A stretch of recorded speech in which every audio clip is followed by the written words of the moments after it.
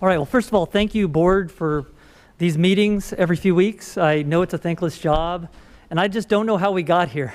This is my third school board meeting since my kids started LSD, and it's a dumpster fire. It doesn't make me, someone who believes in democracy, very hopeful for our future, that when we talk about masks, something temporary, right? It's not like people are asking their kids and other kids to get a Nickelback tattoo on their stomach or something. Pardon if anyone likes Nickelback. But at any rate, it's just so silly. We would try to tear down all the resign signs for you all. Who knows who's next week? What have we become? And, again, I'm Scott Stroud. I spoke last time. I'm going to keep speaking at these things because I don't want you to fall prey to the idea that the loudest voices in this room are the majority voices. I'm one of the core organizers for Fuss Leander.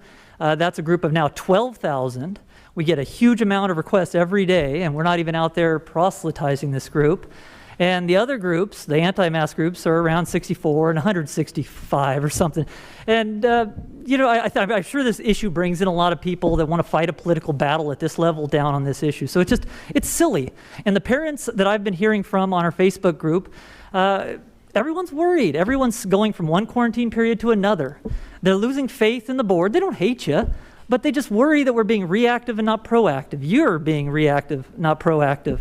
And they're stuck there not knowing if they send their kid now, or they don't know what to do when their kid says so-and-so had a positive test, but his mom sent him, probably because mom has to work. That's one thing a lot of people in this room forget. Just do the virtual option. Who the heck has the time to be a teacher at home and to go to work or do that same job at home? So there's so many concerns here, and I think it boils down to the basic idea that everyone in this room that has kids connected to LISD cares about those kids. About half of this room cares about the other kids and how their kid affects those other kids. And I don't mean that to be an unchangeable fact. People can always be persuaded. That's why I keep saying these same things. But the idea is when you, the board, have to make the tough decisions, you're not going to please everyone. Okay, if you want to control the spread of this and not keep us rising and be number one in the COVID counts, some people are going to be unhappy. You're going to have to enforce a mask mandate, like enforce dress code. Someone shows up with a racially offensive T-shirt, you're not going to say, "Come on in."